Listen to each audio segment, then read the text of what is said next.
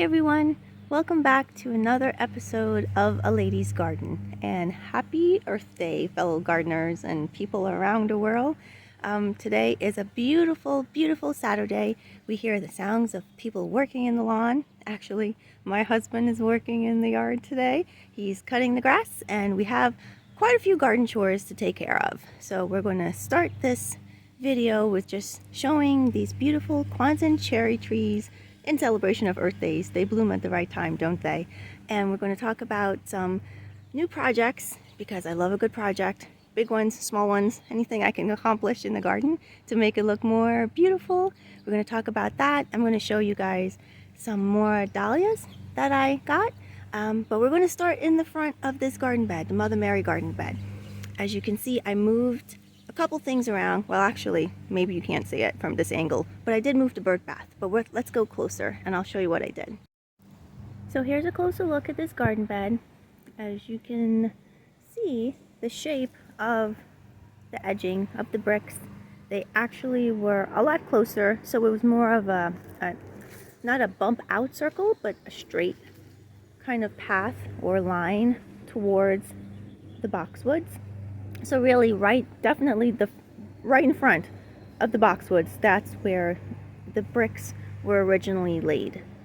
I don't know if you can tell between all the weeds and the dirt where the bricks originally were laid. And I figured, you know what, go ahead and bump this out a little more to give me a little bit more planting space, because it's a little harder now that the trees are more established to plant inside with all the roots. You can actually see where the bird bath used to be, this little imprint there where I had the paver.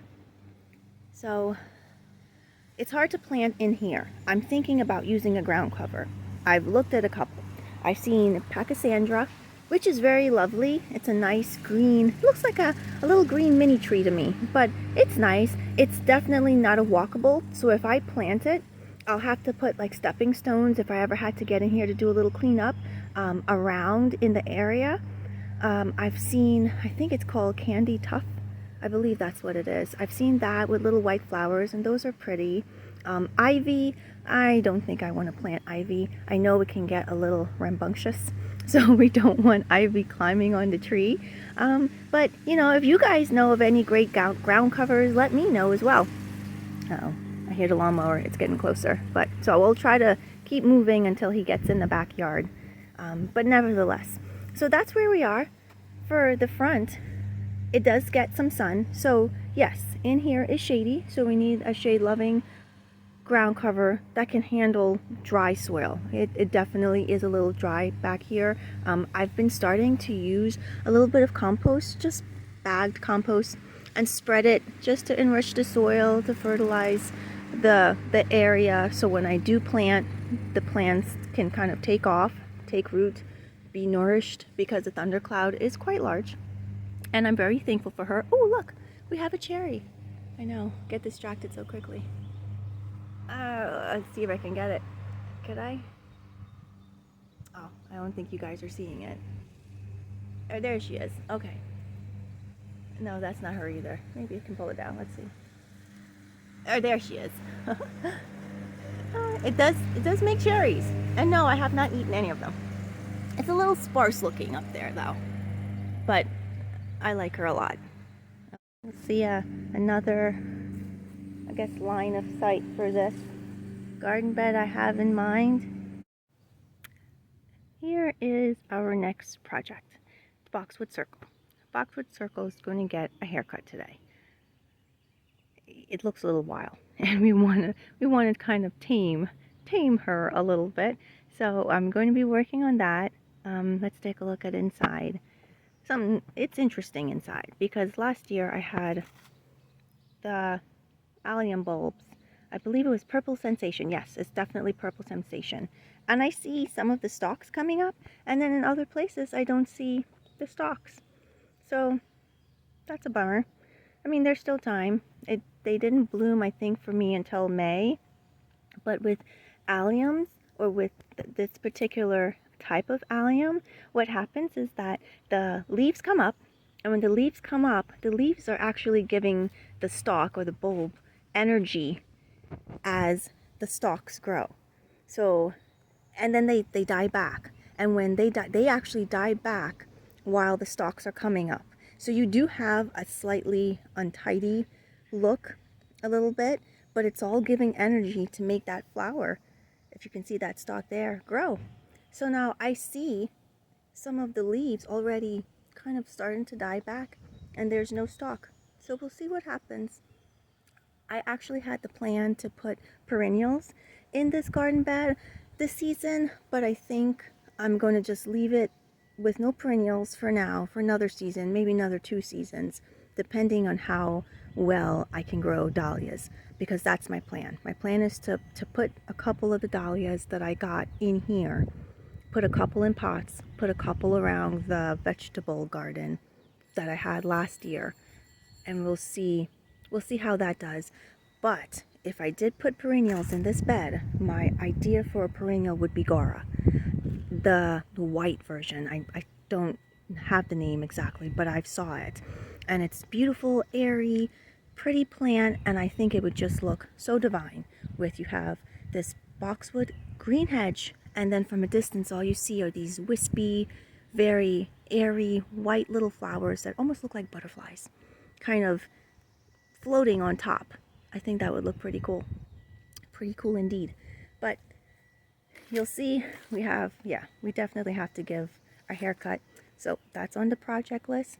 And actually, let's take a little detour of projects and let me show you these very happy daffodils that are doing so well. They're so cute.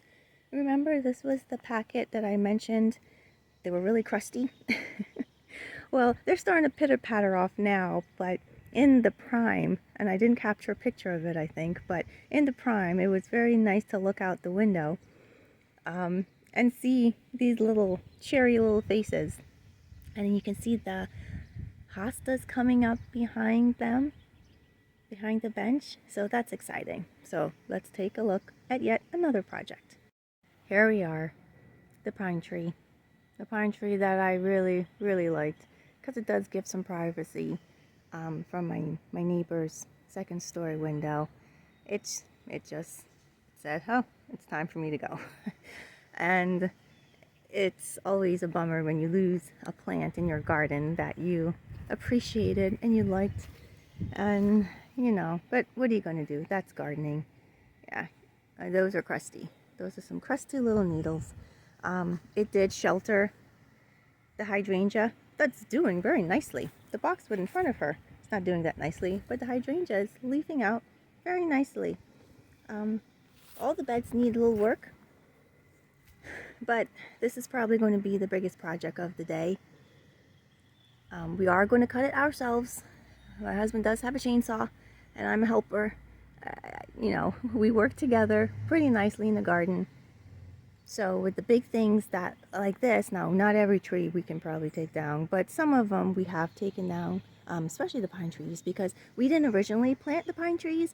Pine trees were planted by the builder, you know, as a privacy hedge, so to speak. But definitely white pines, unless you have a lot of space, I wouldn't recommend for them to be planted in a smaller garden, a smaller space, because they need room to grow. I mean, I've seen some in neighboring areas that are so large, but you know what? They have the space. They have the space to grow, so they can grow and get to their true potential. In a small garden, they really can't, because not that I've done any root pruning or anything like that, but I have limbed it up so I can plant, oh, birdie friends, so I can plant underneath it, as you can see, and probably just disturbing the soil. And I've cut roots. I guess I did root prune unintentionally, but I've got into a couple of roots, not big ones. Like I would never slice through a big root, but definitely surface roots to get my plants in. That could be the reason. I've seen voles, tunnels, or you know, you can tell when a vole or some kind of burrowing animal kind of came through your garden because of the raised soil. So I've seen that here. Who knows? Or it could just be that it was time for it to go. So that's one of the projects we'll be working on today and getting it down. Will we be able to grind the stump down? Probably not. But I've taken out a pine tree on the other side of the garden that the stump was there, and I just slowly hacked around the root, or hacked around at the roots rather, and I got them out. So we'll see if I can do that with this one. It'll probably take a couple weeks. But now let me show you something that's not a chore, but has to get done, but it's exciting. Okay, so here we are for the fun stuff. I got 2 new dahlias, or new packages of dahlias that I got. So originally you guys saw this variety, the pom-pom, summer blooming pom-pom mixed. And then I went back and I got these. Now I actually got these for a little cheaper than what's on the price tag. I guess they're probably trying to get rid of them to bring in new things or whatnot. But I'm pretty excited about these. So this is what it's going to go. These 2 packages, that's what I'm going to put in the circle garden. Just to see what they do. I've never grown dahlias before. So we have 8. I think it'll be nice to have those in the circle garden floating above the boxwood hedge. Let's see. Let's take a look closer. So we have a mix of chickadee, lavender perfection, Ferncliff illusion, Michaela Miranda, nice name, and El Paso. I think they complement each other very well. I usually don't have red in the back garden. This blend does have red like flowers, but we'll see what they actually come out in. I mean, sometimes in the pictures of flowers, they don't necessarily come out that intense of a color when they're planted and in real life, but we'll see. It'll be an experience for everybody. As you can see here, I have Supertunias. I love Supertunias. They are my favorite annual. They do great for me in pots, in the ground, and I specifically adore the Supertunia Vista Bubblegum by Proven Winners. This, no disrespect to the plant, it's almost like a very pretty weed. I mean, it grows enormously, and they do so well in a part sun section, so not too much shade. Like I'm talking about maybe in the morning, a couple hours of shade, but then it does need a good bit of sun to perform. I have it in the front garden in a pot, so I put 3 into a very large pot. Over the summer I'll document that as well, but and that's getting sun all day. I mean all day it gets sun in that area, and they just grow to this massive ball of pink. And when you're driving down the street, that's almost the first thing you see in the house from the angle of the street. When you're driving down and you're looking at my house, you see this big ball of pink, and I love it. I love it very much. But it's a really hardy perennial. I mean, I barely fertilize it. I use plant tone in the pot and in the ground when I put it in, and I have to be honest, I don't diligently go back and like do water fertilizer and whatnot. Not saying that anybody should do that, but for me, I usually don't, and it still performs. So that's just a beautiful thing.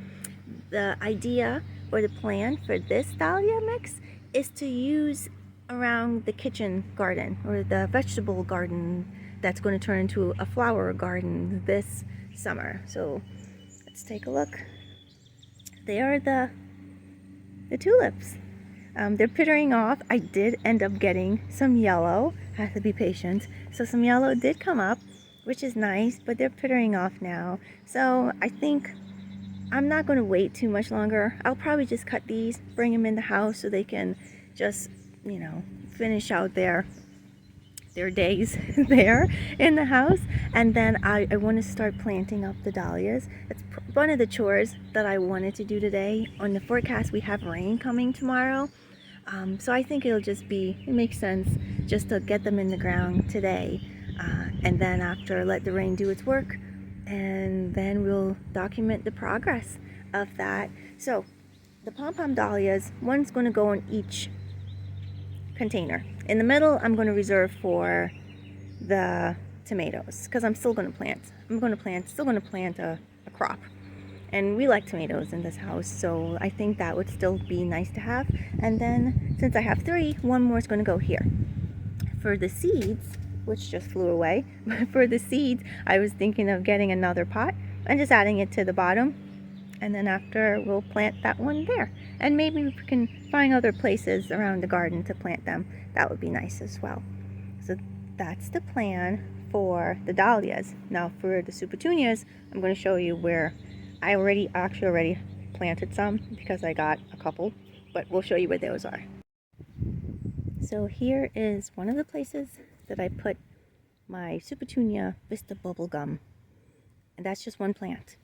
And this annual does get quite large, so she's going to be kind of contained in this little pot, but once she does fill in, and I think I planted her just a couple days ago, 4 or 5 days ago, but once it fills in quite a lot, and I have to be on top of my watering.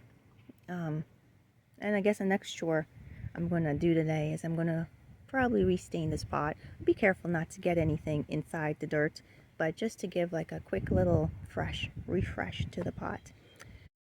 And here is another place I'll be using the Supertunia Vista bubblegum. It's going to be in the entryway of the garden. So right where we are, you see the arbor, you see my evergreen border of shrubs to give a little bit of privacy, because I like when you look down through the arbor rather, you see the angel hope and the bird bath. Yes, another bird bath. I like bird baths. And Supertunia is going to be planted right next to bugs, and this is what I use. This is Plant Tone. I'm sure most of you probably already heard about it. Espoma products. I use Plant Tone for everything. I mean everything. I mean for the shrubs, for the trees, for the vegetables, for the flowers. This is all I use. That's it. Everywhere. I know there are different types or versions. Like I think there's Rose Tone and Garden Tone, and I believe there's one specifically for hydrangeas, but I just use this everywhere. It works for me. It's a great product, and I just sprinkle some around the area, and then I just let everything take over. Nature takes over after that. So let's plant this up. So here's a question that I've gotten asked quite a number of times of where I garden.